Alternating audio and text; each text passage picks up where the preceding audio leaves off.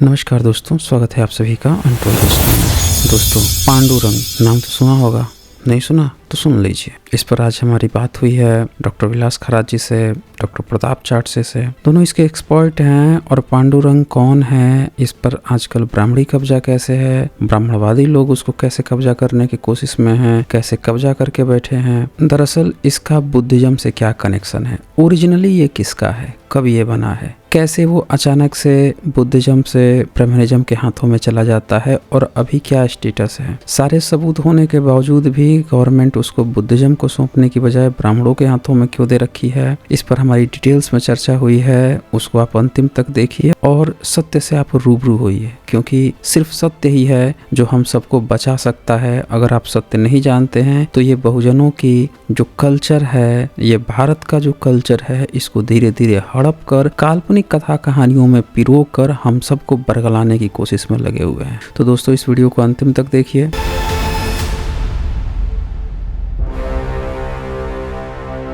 एक साथ रखने वाला हूं और आप दोनों इस पर एक एक करके इसको आप बताएंगे पब्लिक को, इसका क्या मायने हैं।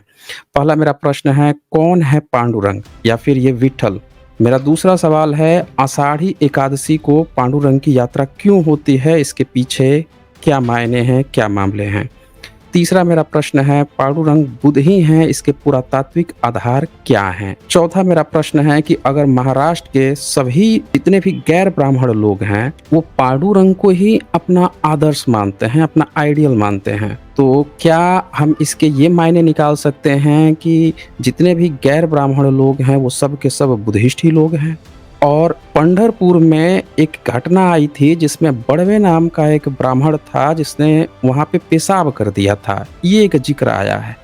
अब सवाल ये है कि इस घटना के बाद अभी अब सुनने में आ रहा है कि जो मंदिर है, जो वहाँ का टेम्पल है, उसको वहाँ की गवर्नमेंट जो है वो इन्हीं बड़वे ब्राह्मणों को सौंपने की तैयारी कर रही है। और एक कोई सुब्रमण्यम स्वामी है, हाई कोर्ट में इसके केस लड़ रहे हैं। तो ये हमने एक साथ प्रश्न रखा है। मैं चाहता हूँ सबसे पहले डॉक्टर चाटसे जी इस पर आप अपनी प्रतिक्रिया दें, फिर इसके बाद डॉक्टर विलास जी से हम इस प्रतिक्रिया लेंगे जी। हाँ, धन्यवाद सर। आज भारत के सभी बहुजनों को आषाढ़ी एकादशी की हार्दिक शुभकामनाएं। आज हम साइंस जर्नी पर पंडरिका पांडुरंग बुद्ध ही है, इसके बारे में चर्चा करने वाले हैं और उसका विश्लेषण भी हम करेंगे। तो सबसे पहले मैं संत नामदेव जो संत संप्रदाय के संस्थापक है, उनका एक उदाहरण देता हूँ। संत नामदेव जी कहते हैं, बौद्ध अवतारी आम्ही झालो संत वर्णावयामात नामा म्हणे, अर्थात बुद्ध के विचारों को प्रचार प्रसार करने के लिए हम संत बन गए हैं, ऐसा संत नामदेव महाराज कहते हैं। तो इस एक ही सेंटेंस से स्पष्ट हो जाता है कि उन्होंने जो संत नामदेव महाराज ने जो संत संप्रदाय की स्थापना किया था, तो उन्होंने संस्थापक के तौर पर एक उद्देश्य रखा था। हर एक विचारधारा का, किसी भी कार्य का एक उद्देश्य रहता है। तो उन्होंने भी अपना इस गाथा के माध्यम से उद्देश्य स्पष्ट किया है कि हमारा उद्देश्य क्या है। तो बुद्ध का प्रचार प्रसार करना, बुद्ध के विचारों का समाज में प्रचार प्रसार करना, इसके लिए हम संत बन चुके हैं। और पंडरिका पांडुरंग कौन है, तो संतों ने उनके खुद अपने विचारों में व्यक्त किया है कि हम जिस विठल को हमारा आराध्य दैवत मानते हैं, तो वह अन्य कोई नहीं बल्कि बुद्ध ही है, और उसका ही विचार प्रचार प्रसार करने के लिए हम संत बन चुके। तो विठल या पांडुरंग मतलब बुद्ध ही है, इसके अनेक सारे उदाहरण हमारे पास है। खुद डॉक्टर बाबा साहब अम्बेडकर जी ने भी अपने लिखान में, राइटिंग स्पीचेस में लिखा है कि पंडरिका पांडुरंग बुद्ध ही है। और पांडुरंग यह शब्द बौद्ध साहित्य से अपनाया गया शब्द है, क्योंकि कमल को पुंडरिक कहा जाता है, और कमल यह बुद्ध के बुद्धत्व प्राप्ति का प्रतीक है। जैसे बुद्ध के जीवन की 4 महत्वपूर्ण घटनाएं हैं। उनका जन्म, तो उनके जन्म का प्रतीक सफेद हाथी है। बाद में उनका ज्ञान प्राप्ति, तो ज्ञान प्राप्ति का प्रतीक कमल है। तो कमल बुद्ध के ज्ञान प्राप्ति का महत्वपूर्ण प्रतीक होने के कारण, और वह सफेद प्रतीक है, क्योंकि सफेद प्रतीक शुद्ध ज्ञान का प्रतीक समझा जाता है। और शुद्ध ज्ञान या बुद्ध के उत्तम ज्ञान, सम्यक ज्ञान का प्रतीक के तौर पर कमल के रूप में बुद्ध की लोग पूजा करते थे, और इसलिए बुद्ध को पुंडरिक कहा जाता है। तो यह पुंडरिक शब्द अन्य कहाँ पर मिलता है, उसके क्या क्या संदर्भ है हमारे पास। तो सबसे पहला उदाहरण हमें दक्षिण भारत में मिलता है। तथागत गौतम बुद्ध के जीवन काल में ही उनके धर्म का प्रचार दक्षिण भारत में हुआ था और ऐसा खुद दक्षिण भारत के आर्कियोलॉजिस्ट और इतिहासकार मिस्टर के.वी. सुब्रमण्य आयर इन्होंने दिया है।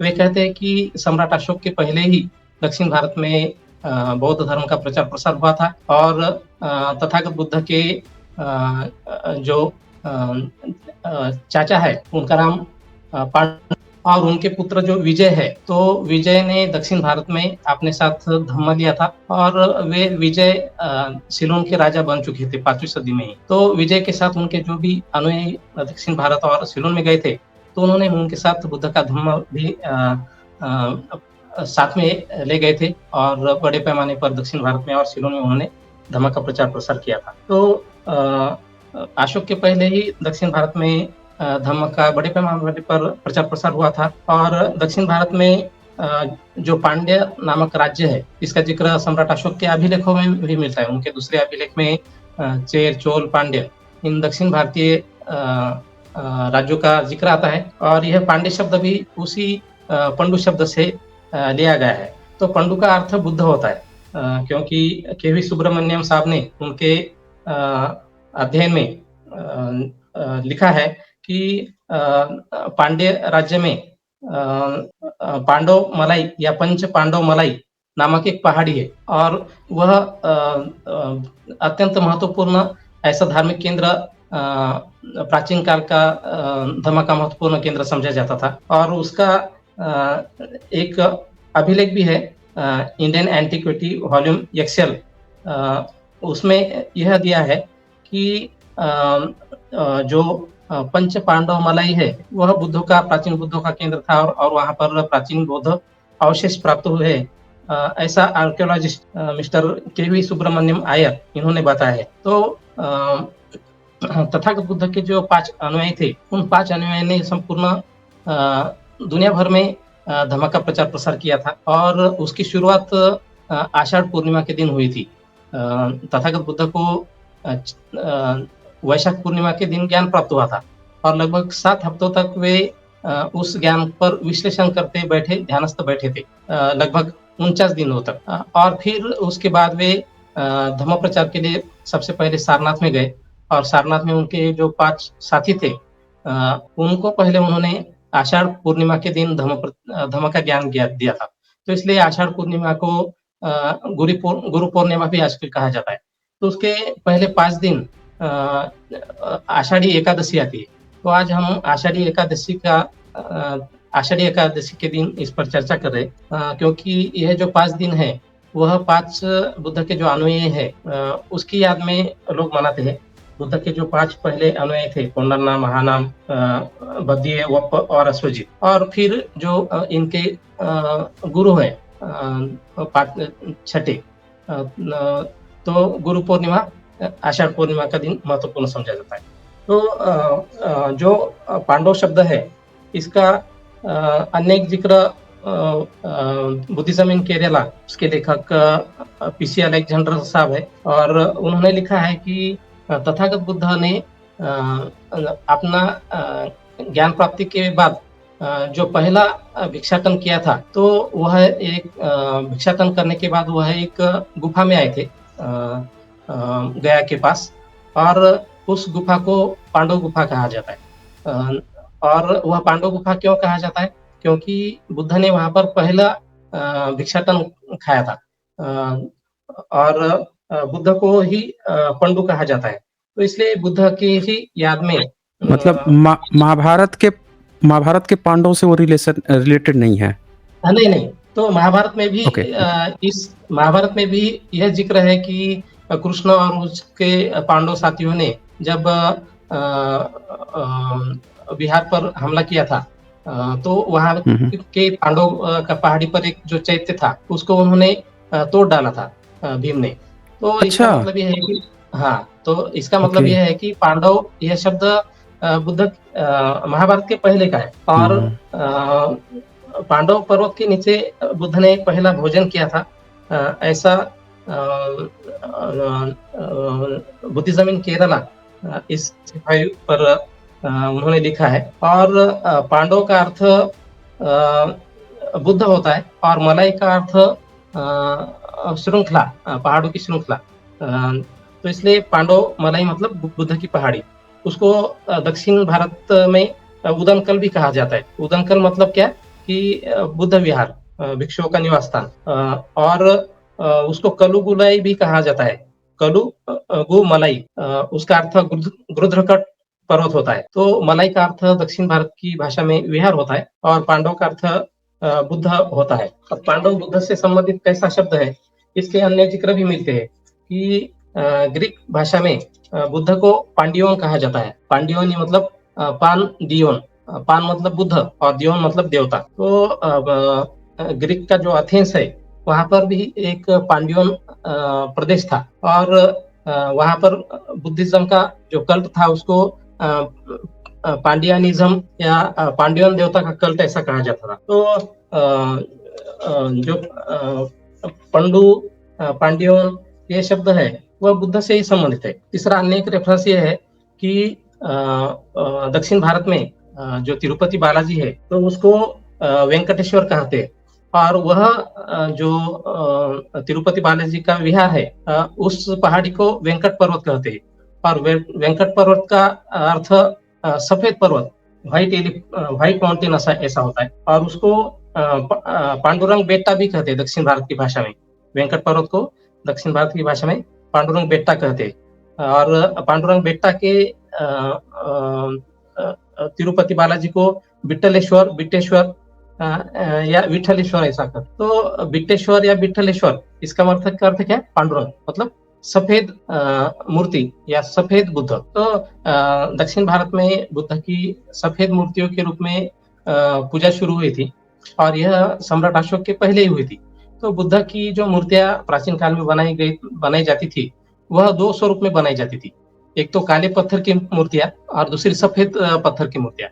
अगर सफेद पत्थर नहीं मिलता है तो काली पत्थर की मूर्तियों के ऊपर चूना जैसा सफेद रंग लगाया जाता था और लोग उसकी पांडुरंग के रूप में पूजा करते थे। तो दक्षिण भारत में भी इसी तरह जो पांडुरंग है सफेद बुद्ध उसकी पूजा शुरू हुई थी और पांडुरंग से संबंधित अन्य एक परंपरा यह है कि पांडुरंग को विठल भी कहा जाता है।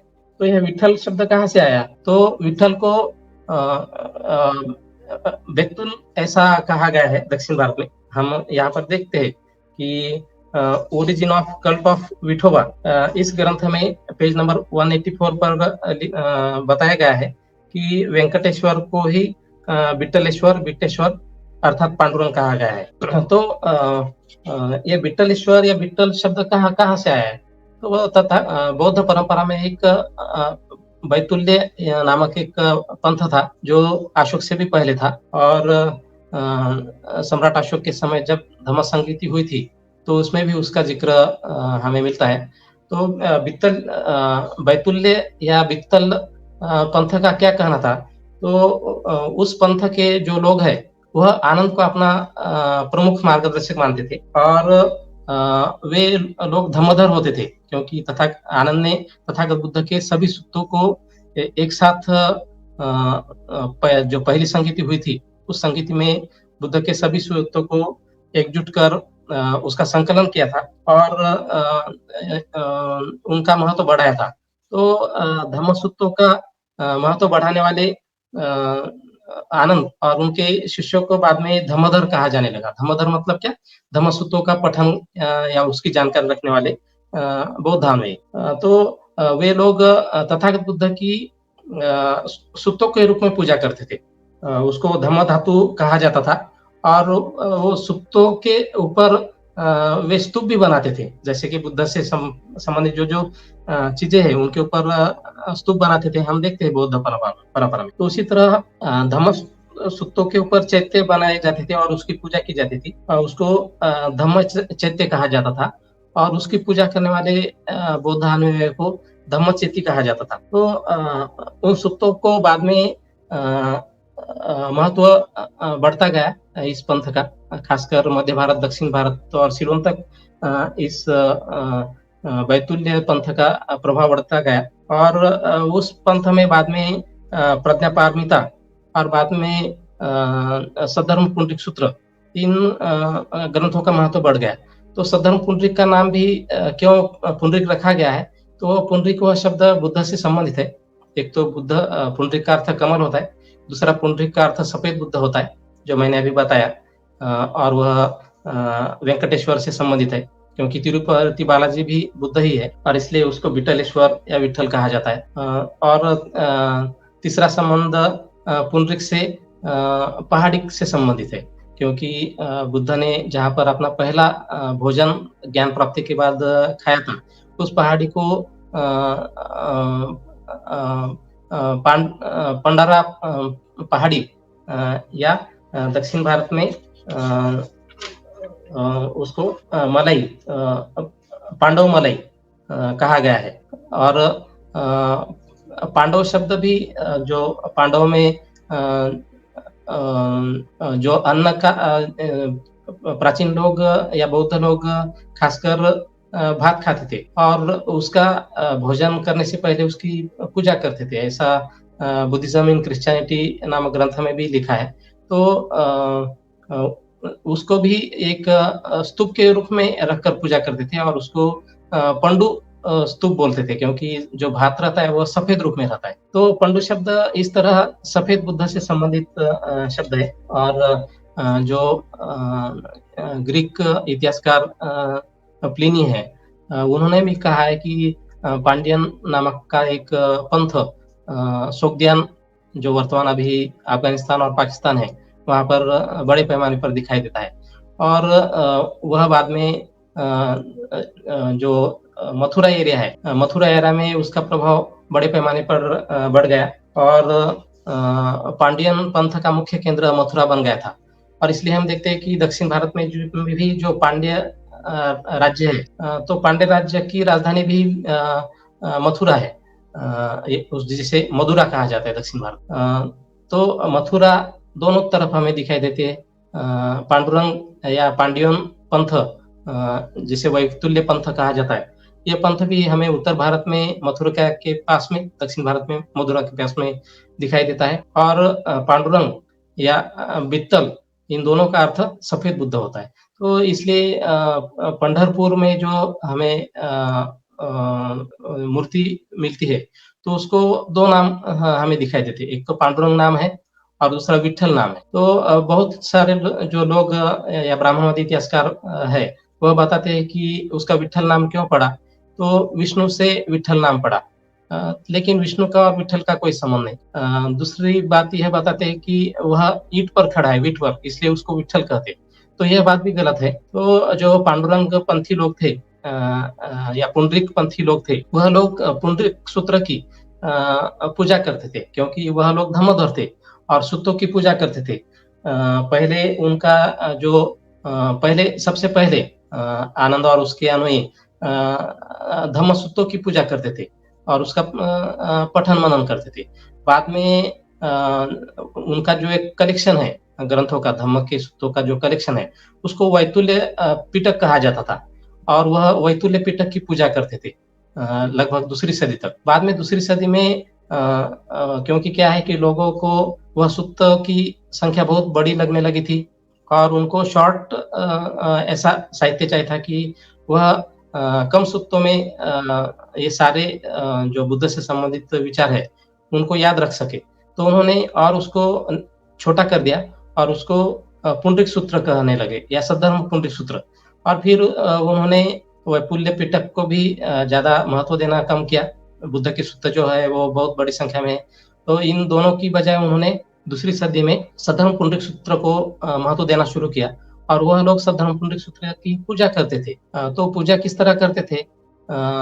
जब वह उनके क्षेत्र में स्थापित पुंडरीक बुद्ध को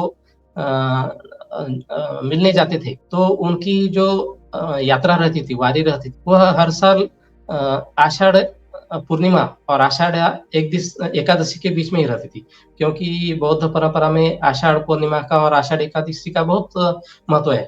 हम देखते हैं कि जगन्नाथपुरी में भी इसी समय, आषाढ़ एकादशी के समय, बहुत बड़ी रथ यात्रा निकलती है। और रथ यात्रा प्राचीन बौद्ध धर्म की महत्वपूर्ण परंपरा है। जी, जी। हाँ, आवाज़ आ रही है मेरी सर? हाँ, हाँ, आवाज़ आ रही है। जी। हाँ, तो आषाढ़ी एकादशी भी इसी समय जगन्नाथपुरी में मनाई जाती थी। आज भी मनाई जाती है और इसका संबंध बौद्ध परंपरा से किस तरह है? तो चीनी यात्री फाहियान और ह्वेनसांग ने भी उनके प्रवास वर्णन में ज़िक्र किया है कि पाटलिपुत्र में भी इसी तरह की आषाढ़ जो रथ यात्रा है, कार फेस्टिवल यह निकाली जाती है और बुद्धिज़्म इन केरला इस ग्रंथ में पीसी अलेक्जेंडर साहब ने बेहद अच्छी तरीके से बताया है कि ये सारी परंपराएँ एक दूसरे से काफ़ी मिली-जुली है और दक्षिण भारत में भी जो रथ यात्रा निकाली जाती है, वह प्राचीन बौद्ध धर्म की ही परंपरा है। तो जी, जी।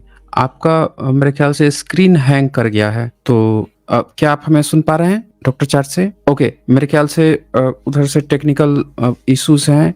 मैं चाहूँगा कि डॉक्टर विलास जी जो मेरे प्रश्न हैं, अगर आप प्रश्न से कन्फर्म हैं, तो आप कहें तो मैं फिर से दोबारा उसको रिपीट कर दूँ या प्रश्न आपको पता है? नहीं, मैं कन्फर्म है मुझे।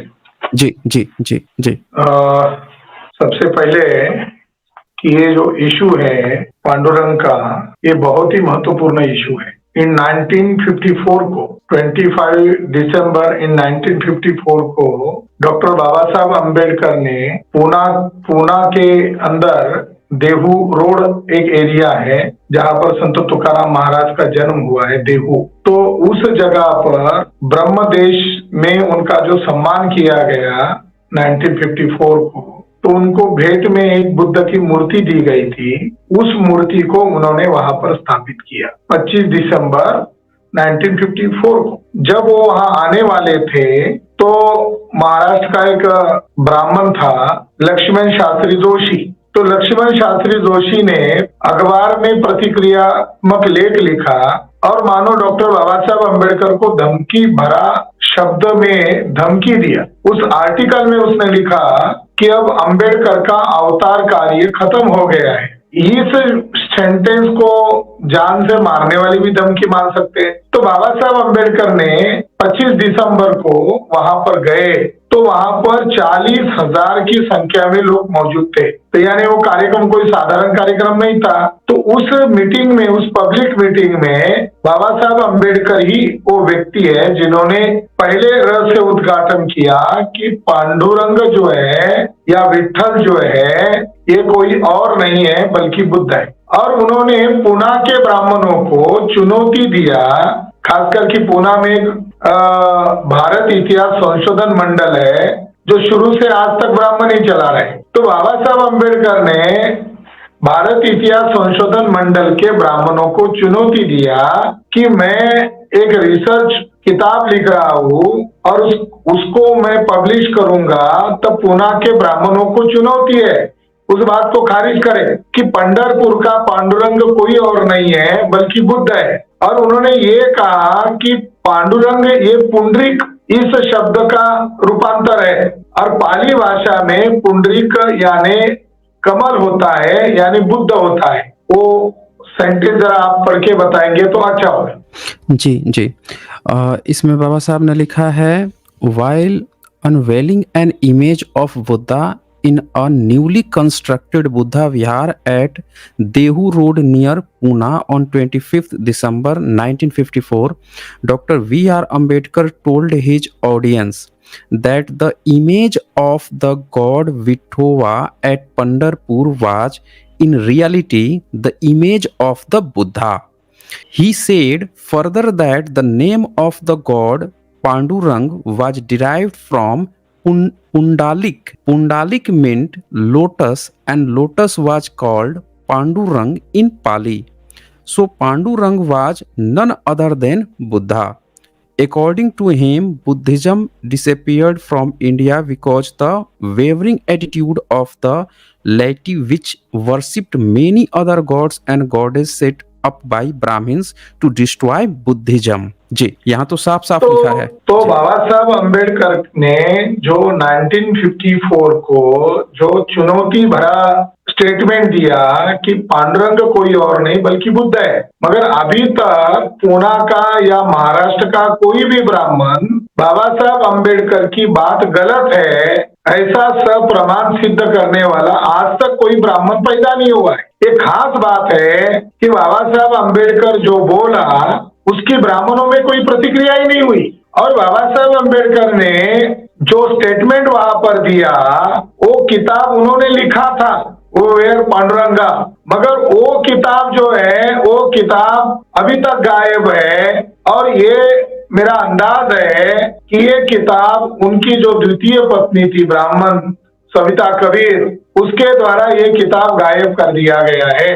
अगर वो किताब आज होता, 1954 का किताब आज पब्लिक के बीच में होता, तो महाराष्ट्र के तमाम मराठा ओबीसी लोग बुद्धिज्म को अपना लिए होते, क्योंकि बाबा साहब अम्बेडकर के द्वारा जो चुनौतीपूर्ण स्टेटमेंट दिया गया उसके आधार और प्रमाण उनके साथ थे, मगर वो लिखित किताब आज भी गायब है। ये बहुत ही दुख की बात है और ये मैं मानता हूँ ये एक बहुत बड़ी हानि है। तो बुद्ध है इसका प्रमाण क्या है, पांडुरंग बुद्ध है इसका प्रमाण क्या है? पहला तो एविडेंस ये है कि 1841 को रॉयल एशियाटिक सोसाइटी में वैल्यू नंबर 7 में पेज नंबर 64 to 73 पर बहुत बड़े विद्वान इतिहासकार आर्कोलॉजिस्ट जे स्टीवनसन का एक लेख प्रसिद्ध हुआ। उसका टाइटल था an account of the Buddha, बौद्ध वैष्णवा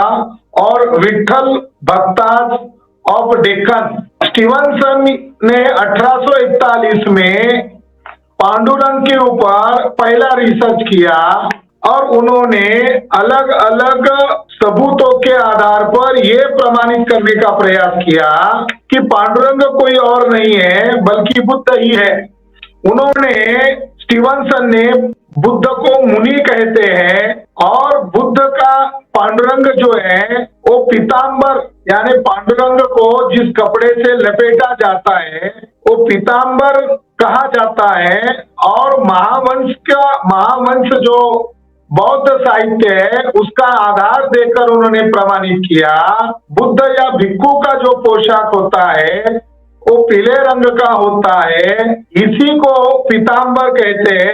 और उन्होंने ये भी कहा कि नदी के किनारे ही विहार होते थे और भीमा नदी के किनारे ये विहार है, ये उन्होंने प्रमाणित किया। पहली बात तो ये। दूसरा, उन्होंने महावंश का आधार देकर ये बताया कि एक भक्ति विजय नामक ग्रंथ लिखा गया है। स्टीवनसन ने एक आधार और एक प्रमाण दिया कि महावंश के पहले ही चैप्टर में बुद्ध का वर्णन इस शब्द में किया है सुशुद्ध संबुद्ध।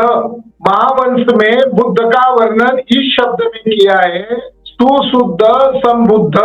और भक्ति विजय जो ग्रंथ 14वीं 15वीं शताब्दी में लिखा गया था उसके 10वें नंबर के चैप्टर में पांडुरंग को शुद्ध बुद्ध कहा गया है। तो महावंश के द्वारा महावंश में जो वर्णन सुसु बुद्ध, संबुद्ध और भक्ति विजय में शुद्ध बुद्ध यानी शुद्ध बुद्ध जो वर्णन आया है ये एक ही है, इस बात को उन्होंने सप्रमाणित सिद्ध किया है। स्टीवनसन ने कई आधार अपने शोध लेख में लिए हैं, उसमें से मैंने 2 आधार आपको बताए हैं, मगर उन्होंने तुकाराम जो महाराष्ट्र के कुर्मी जाति के थे, मराठा जाति जिसको आज मराठा के, वो ओरिजिनल कुर्मी जाति है जिसको महाराष्ट्र में कुंभी कहते हैं। तो संत तुकाराम महाराज हो या संत नामदेव महाराज हो, ये वेद विरोधी विचारों का प्रचार करते हैं। महाराष्ट्र के जितने भी बहुजन संत हुए हैं वो उन्होंने विषमता को नकारा, जाति व्यवस्था को नकारा,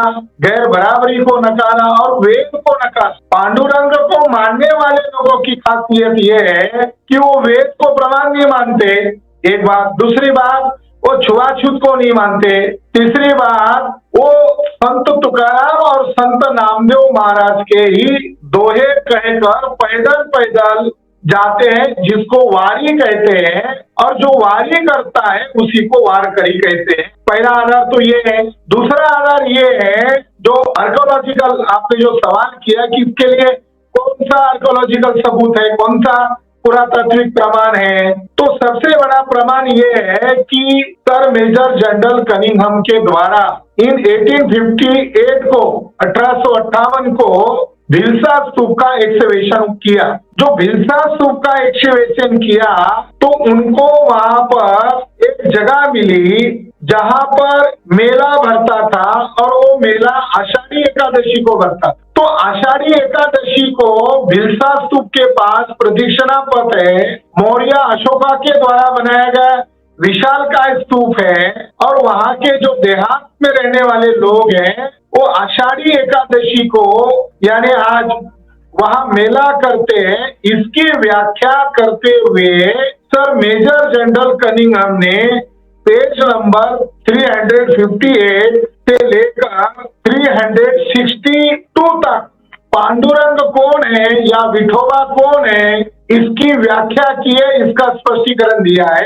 उनका ये कहना है, उन्होंने बैकग्राउंड में ये बात समझाई कि ओडिशा में जगन्नाथपुरी जो मंदिर है उस जगन्नाथपुरी के मंदिर में 3 रत्न की पूजा होती थी। 3 रत्न की पूजा होती थी। 10वीं 11वीं शताब्दी तक बुद्ध धम्म संघ की पूजा होती थी।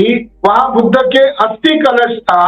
तो ब्राह्मणवादी व्यवस्था ने जब उस विहार पर कब्जा किया तो बुद्ध को कृष्ण कहकर प्रचार में लाया, संघ को बलराम के तौर पर प्रचार में लाया और कनिंघम महोदय कहते हैं कि फीमेल कैरेक्टर को ही धम्म कहा जाता है।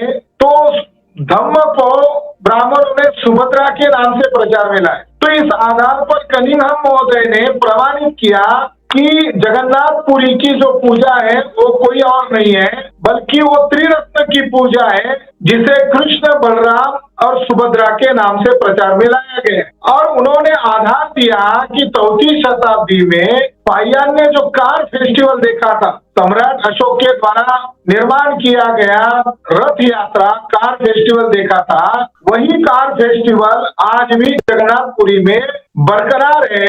इसके आधार पर यह कहा जा सकता है कि परंपरा को ब्राह्मण नष्ट नहीं कर सके, वो परंपरा आज भी जगन्नाथपुरी में उपलब्ध है। दूसरा उन्होंने कहा कि जगन्नाथ रथ यात्रा के समय जाति व्यवस्था, छुआछूत इसको महत्व नहीं दिया जाता और आज भी अस्थियों की पूजा वहां होती है और अस्थियों की पूजा ब्राह्मण धर्म में अपवित्र मानी जाती है। तो ये निर्विवाद रूप से बौद्धों की परंपरा है, ये उन्होंने बताया। तो उन्होंने ये बैकग्राउंड बताकर विठोबा का संदर्भ देते हुए इस शब्द में बताया कि बौद्ध धर्म से पैदा हुआ अन्य एक त्रिरत्न का प्रतीक विठोबा और उनकी 2 बीवियां रुक्मिणी और सत्यभामा है। जो वर्तमान में पांडुरंग का मंदिर है वहां भी 3 मूर्तियां हैं। जैसे जगन्नाथपुरी में 3 मूर्तियां हैं, उसी तरह पांडुरंग के मंदिर में भी 3 मूर्तियां हैं। तो उन्होंने आगे ये कहा कि विठोबा की मूर्ति खड़ी है और उसके दोनों हाथ कमर पर रखे हुए हैं। ब्राह्मण लोग इस तरह के मूर्ति की पूजा नहीं करते, लेकिन विठोबा के वारकरी विठोबा को कृष्ण समझते हैं और विठोबा की 2 पत्नियों को वो रुक्मिणी और सत्यभामा मानते हैं। अलेक्जेंडर कनिंघम महोदय ने विठोबा के संदर्भ में आगे ये बताया कि डॉक्टर स्टीवनसन ने पहली बार ये सिद्ध किया कि बौद्धों का उत्सव साल में जिस महीने में शुरू होता है उसी महीने में विठोबा का उत्सव शुरू होता है। यानी जो धम्म वर्षवास जो होता है वो वर्षवास को ही महाराष्ट्र के लोग आषाढ़ी एकादशी कहते हैं। विठोबा के 2 मुख्य उत्सव है। बौद्ध वर्षवास शुरू होने के 4 दिन पहले विठोबा का एक उत्सव शुरू होता है और वर्षवास खत्म होने के 4 दिन बाद विठोबा का दूसरा उत्सव शुरू होता है। इस तरह बौद्धों के संपूर्ण वर्षवास के कालखंड में विठोबा का उत्सव आषाढ़ी पूर्णिमा से कार्तिकी पूर्णिमा तक निरंतर जारी रहता है। आषाढ़ी के पूर्णिमा को पंचदशम शुद्धि कहा जाता है और कार्तिक पूर्णिमा को कार्तिक शुद्धि कहा जाता है और उसके 4 दिन पहले मतलब शुक्ल पक्ष के 11वें दिन एकादशी शुद्धि कहा जाता है। तो उन्होंने ये वहां जो स्तूप मिला, बेसनगर का जो अवशेष मिला, उसके साथ क्लब करके उन्होंने ये प्रमाणित कर दिया। ये दूसरा और अकट्य प्रमाण हो गए, आर्कोलॉजिकल प्रमाण हो गए। तीसरा प्रमाण ये है कि 1956 को डॉक्टर बाबा साहब अम्बेडकर ने बुद्धिज्म अपनाया, तो उसका परिणाम बहुजन लोगों में तो बहुत हुआ, मगर बहुजन समाज के अलावा जो ब्राह्मणों में सो कॉल्ड विद्वान होते थे, उनके ऊपर भी उसका बहुत गहरा असर हुआ। एक तो उनके अंदर डर पैदा हुआ, उनको ऐसा डर सताने लगा कि अगर बुद्धिज्म ऑल इंडिया में डॉक्टर अम्बेडकर फैला देंगे तो उनको पता चलेगा कि बौद्ध धर्म को ब्राह्मणों ने हिंसा के द्वारा खत्म किया है। तो एक बड़े ब्राह्मण विद्वान है जिसका नाम है अनंत रामचंद्र कुलकर्णी, AR कुलकर्णी, इसने 1956 को धम्मपद मराठी में अनुवादित किया। ये काम ब्राह्मण ने क्यों किया, ये सोचने वाली बात है। धम्मपद का 1956 को अनुवाद किया गया, ये बाबा साहब अम्बेडकर के धर्मांतर की बात की ब्राह्मण की प्रतिक्रिया है। और उस धम्मपद की मराठी एडिशन को अनंत रामचंद्र कुलकर्णी ने विस्तारित प्रस्तावना लिखी है, और उस प्रस्तावना में उन्होंने इस बात को खुले तौर पर, ब्राह्मण विद्वान ने इस बात को खुले तौर पर स्वीकार कर लिया कि बुद्ध को भगवा कहते हैं और बुद्ध ही भगवा है, भगवा से भगवान बना है। और वारकरी लोग जो है वो भगवा ध्वज को हाथ में पकड़कर वो पैदल यात्रा करके पंढरपुर जाते हैं। वारकरी लोग यानी नॉन ब्राह्मण लोगों के हाथ का भगवा ध्वज, और बुद्ध का नाम ही भगवा है। भगवा यानी जिसने सारे विकारों पर जीत हासिल कर लिया, वो महापुरुष, तो उससे भगवा शब्द बना है। तो वारकरी लोग जो भगवा शब्द का भगवा जो इस्तेमाल करते हैं वो बुद्ध से आया है, ये AR कुलकर्णी ने मान्य किया। दूसरी बात उसने क्या मान्य किया, उसने ये मान्य किया कि जो वारकरी लोग हैं वो गले में तुलसी की माला पहनते हैं, और तुलसी की माला में 108 मणि होते हैं। तो 108 मणि यानी तुलसी की माला पहनते वक्त वारकरी लोग पंचशील को ग्रहण करते हैं। तो उसमें बेसमय भोजन न करना ये संकल्प होता है, गीत वाद्य गायन या सुगंधित द्रव्य का उपयोग न करना, या शैया पर न सोना। उसी तरह के नियम तो विषयों के लिए है, उसी तरह के पंचशील विषयों के लिए है, और उपासकों के जो पंचशील है वो ग्रहण करते हैं। और खास बात कुलकर्णी ने इस बात को स्वीकार किया कि वारकरी लोग नॉन वेज ग्रहण नहीं करते, मांसाहार ग्रहण नहीं करते हैं। और पूरे भारत भर में वर्षा शुरू होने के बाद पूरे नॉन ब्राह्मीण लोग मांसाहार को त्यागते हैं। ये ब्राह्मण धर्म का प्रभाव नहीं है, ये बौद्ध धर्म का ही प्रभाव है। वर्षावास के दरमियान उपासक लोग भी मांसाहार को त्याग करते थे, वर्ज करते थे। ये इस बात का सबूत है कि वारकरी लोगों के ऊपर डायरेक्ट जो प्रभाव है वो बुद्धिज्म का ही प्रभाव है। तो इन सबूत और इन तथ्य के आधार पर पांडुरंग कोई और नहीं है बल्कि बुद्ध ही है, ये बात सब प्रमाणित सिद्ध हो जाती है। दूसरे जो महत्वपूर्ण मुद्दे आपने उपस्थित किए हैं वो उसमें से एक मुद्दा ये है कि वर्तमान में महाराष्ट्र की स्थिति क्या है। महाराष्ट्र में जो तमाम नॉन ब्राह्मीण लोग हैं, जिसे बहुजन कहते हैं, जिनको 6,500 जातियों के टुकड़े में बांटा है, वो सारे नॉन ब्राह्मीण लोग पांडुरंग को मानते हैं, जिसमें अगर जातियों की गिनती की जाए तो चोखा मेला अछूत जाति के थे, और संत नामदेव के द्वारा वो इस आंदोलन में शरीक हुए और चोखा मेला की हत्या ब्राह्मणों ने कराई। आज भी पांडुरंग के मंदिर के प्रवेश द्वार में चोखा मेला की हड्डियों को, अस्थियों को इकट्ठा करके संत नामदेव जो ओबीसी जाति के थे, उन्होंने वहां पर पंढरपुर के मंदिर के बिल्कुल प्रवेश द्वार पर चोखा मेला की समाधि खड़ी की है। जो भी पंढरपुर में जाता है वो पहले चोखा मेला के समाधि को वंदन करता है, और बाद में पांडुरंग को वंदन करता है। ये काम नामदेव महाराज ने किया।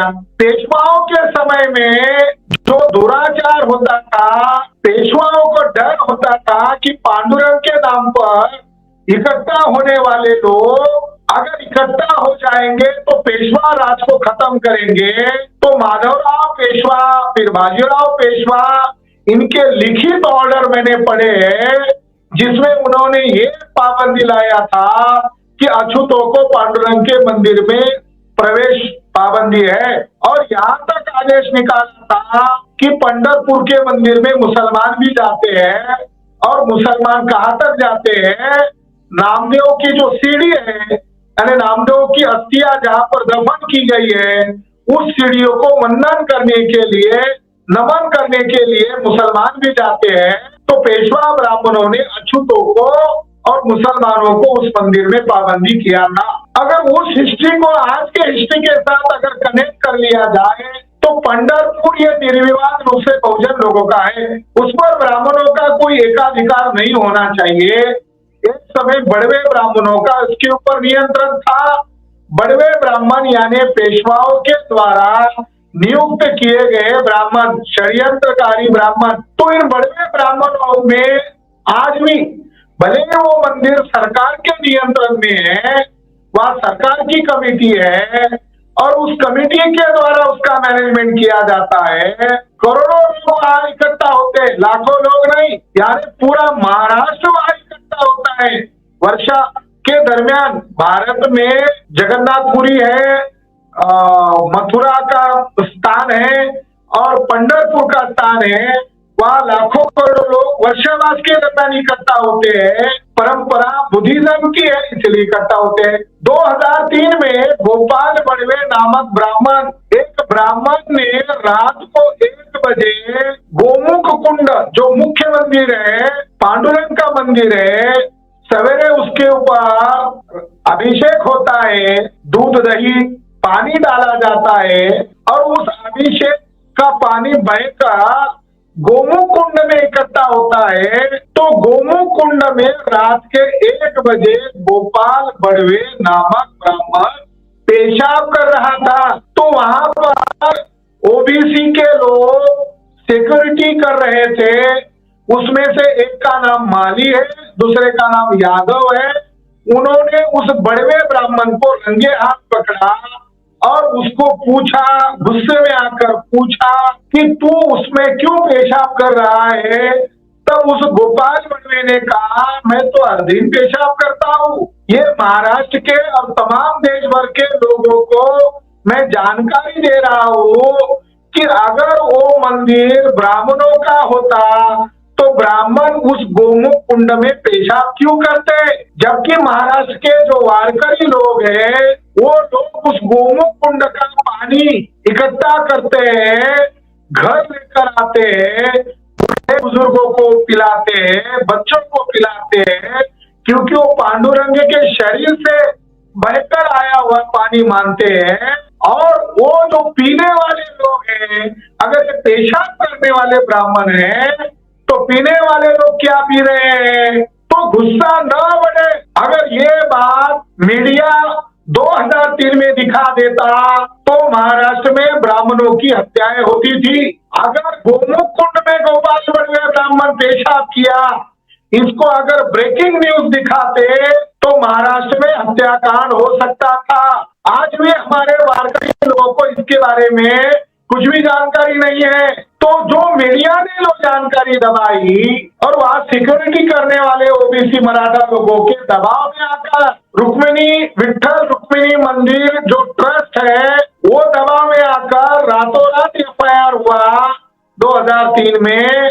और 2003 से लेकर फरवरी 2018 तक केस चला और केस में गोपाल बड़वे ने मान्य किया, उसके ऊपर आरोप सिद्ध हुआ कि वो वहां पर पेशाब किया और वो हमेशा करता था। मगर सोलापुर का सेशन कोर्ट ने जो जजमेंट दिया, दोषी माना, 15 साल तक केस चला।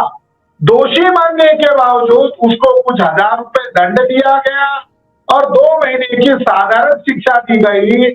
वो सजा भी उसको नहीं हुई और आज वो गोपाल बड़वे ब्राह्मण मुंबई हाई कोर्ट में याचिका डाला हुआ है और वो केस चल रही है कि मैं निर्दोष हूं और मंदिर बड़वे ब्राह्मणों के पास आना चाहिए।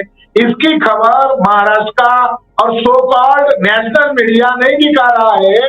जिसको सजा होनी चाहिए थी वो उल्टा उस मंदिर पर कब्जा करने के लिए केस लड़ रहा है। तीसरा मुद्दा आपने जो खड़ा किया कि आज बीजेपी का नेता सुब्रमण्यम स्वामी मुंबई हाई कोर्ट में याचिका डाला हुआ है और याचिका में उसकी डिमांड है कि पंढरपुर का मंदिर यह बड़वों की निजी प्रॉपर्टी है। कितनी दुख की बात है, एक बीजेपी का नेता सुब्रमण्यम स्वामी साउथ इंडिया का ब्राह्मण। खास बात है कि महाराष्ट्र का चितपावन ब्राह्मण केस नहीं डाल रहा है, पंढरपुर का षड्यंत्रकारी ब्राह्मण केस नहीं डाल रहा है, मगर साउथ इंडिया का ब्राह्मण सुब्रमण्यम स्वामी ने केस दर्ज किया। मुंबई हाईकोर्ट में केस चल रही है और महाराष्ट्र में बीजेपी की सत्ता है।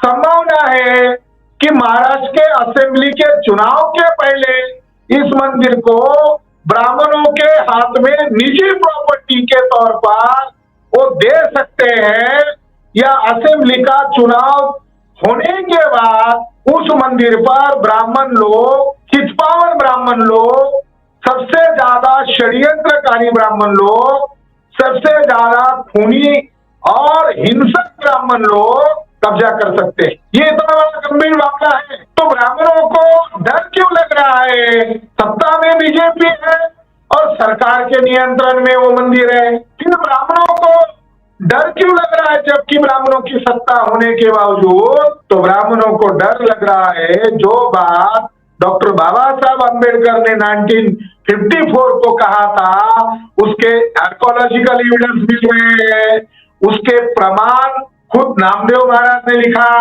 खुद संत तुकाराम महाराज ने लिखा। ईंट पर खड़ा भगवान, जिसके हाथ कमर पर खड़े, निशस्त्र है भगवान। पांडुरंग जो है निशस्त्र है। नामदेव महाराज ने लिखा अपने अभंग में, शोधाचा महाशोध, बोधाचा महाबोध, शुद्धाचा ही शुद्ध, बुद्ध विटेवरी। यानी कोई हमें डाउट नहीं है, कोई हमें किंतु परंतु नहीं है। जो शुद्ध है, जो बुद्ध है, वो ईंट पर खड़ा जो पांडुरंग है वो बुद्ध ही है, सम्यक संबुद्ध है। शुद्ध बुद्ध का मतलब है वह सम्यक संबुद्ध है। नामदेव महाराज ने लिखा, ब्राह्मणों को डर लगने लगा है। बुद्ध और तुकाराम महाराज ने लिखा, क्या लिखा कि तोड़ा वया हो गया चेष्टांचा संबंध, शुद्धापाशी शुद्ध बुद्ध भावे। तुकाराम महाराज ने अभंग क्रमांक 968 में लिखा कि हमें शुद्ध होना है तो बुद्ध धर्म के अलावा शुद्धि का कोई मार्ग नहीं है। तो नामदेव महाराज इस आंदोलन के, महाराज के संतों के आंदोलन के मुखिया है, जन्मदाता है। तुकाराम महाराज ये शिवाजी महाराज के गुरु है और शिवाजी महाराज को भी बुद्धिज्म तुकाराम महाराज की वजह से पता चला। इसी वजह से शिवाजी महाराज ने दूसरा राज्याभिषेक, शाक्त राज्याभिषेक किया।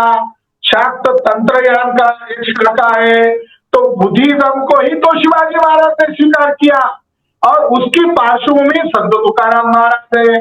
तो ब्राह्मणों को डर लग रहा है कि एक अछूत जाति डॉक्टर बाबा साहब अम्बेडकर के वैचारिक रास्ते को अपनाकर बुद्धिज्म अपना लिया, जो आज देश भर में अनुसूचित जाति के लोग अपने आप को बुद्धिस्ट मानने लगे हैं, आदिवासी लोग बुद्धिस्ट मानने लगे हैं, ओबीसी के लोग बुद्धिस्ट मान रहे हैं, बुद्धिज्म का विस्तार हो रहा है। तो ब्राह्मणों को डर लगने लगा है कि महाराष्ट्र के तमाम नॉन ब्राह्मण लोग जो बुद्धा की ही याद में वाणी निकालते हैं, पैदल परिक्रमा करते हैं, वहां जाते हैं, वो बुद्धिज्म की ही परंपरा को मान रहे हैं।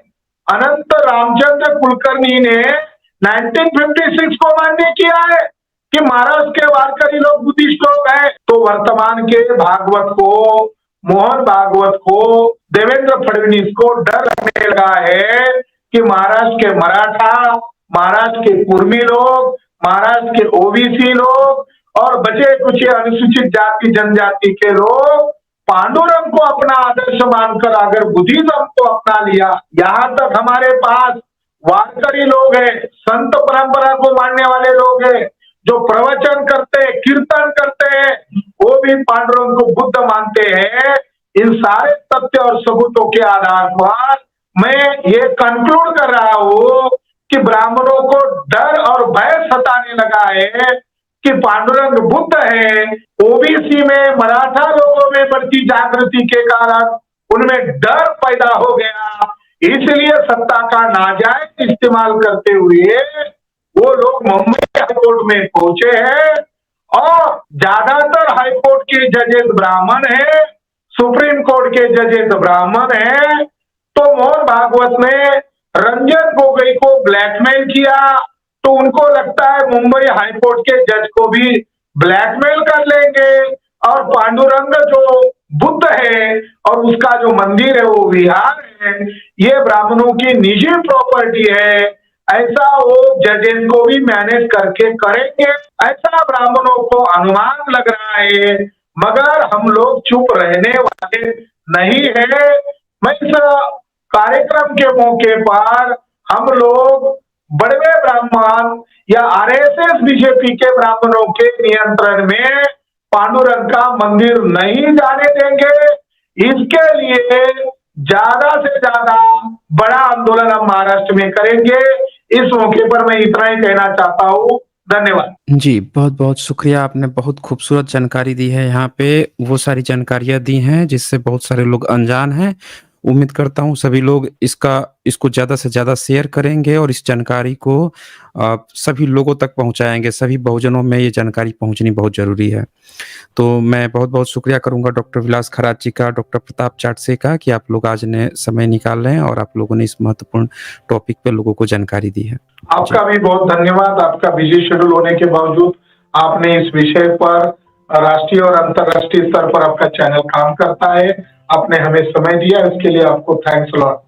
बाबा साहब अम्बेडकर की लाइन में अगर बता दिया जाए तो ब्राह्मणों में कोई परिवर्तन संभव नहीं है। बाबा साहब अम्बेडकर ने ब्रह्म देश में कहा, इंटरनेशनल कॉन्फ्रेंस में कहा, ब्राह्मण चेहरा बदल ले, ब्राह्मण कपड़े बदल ले, ब्राह्मण रंग बदल ले, या ब्राह्मण कोई भी दल बदल ले, या ब्राह्मण कोई विचारधारा भी बदल ले, मगर ब्राह्मण ब्राह्मण ही रहता है। और वो बौद्ध धर्म का विरोधी इसीलिए है क्योंकि बौद्ध धर्म समानता को मानता है और ब्राह्मण धर्म गैर बराबरी को मानता है, और गैर बराबरी के मानने वालों को कष्ट होता है समानता को स्थापित करने वाली बुद्ध की विचारधारा। तो बाबा साहब अम्बेडकर कहते हैं पहले भी ब्राह्मणिज्म बुद्धिज्म के दुश्मन थे, आज भी है और भविष्य में भी रहेंगे, क्योंकि ब्राह्मणों का वर्चस्व कायम रहे, यही उनका कार्यक्रम है। तो इसीलिए मैं भारत में जो बुद्धिज्म को पुनर्जीवित कर रहा हूँ उसमें ब्राह्मणों को प्रवेश वर्ज्य रहेगा, नो एंट्री। ये बाबा साहब का थॉट है। जी, शुक्रिया आपका, बहुत आपने यहाँ खूबसूरत उत्तर दिया है। और फिर यहाँ पे सम्यक एम जी का यहाँ सुपर स्टिकर है, शुक्रिया आपका सम्यक एम जी। तो साथियों, इसी के साथ हम लोग आज की ये स्ट्रीम क्लोज करते हैं। मैं पुनः शुक्रिया करूंगा डॉक्टर प्रताप चाटसे जी और डॉक्टर विलास खरात जी को। शुक्रिया आप लोगों का। जी धन्यवाद सर। जी, इस वीडियो को अंतिम तक देखने के लिए बहुत बहुत धन्यवाद। जल्द ही मिलते हैं एक नए वीडियो के साथ। बहुत बहुत शुक्रिया आप सभी का।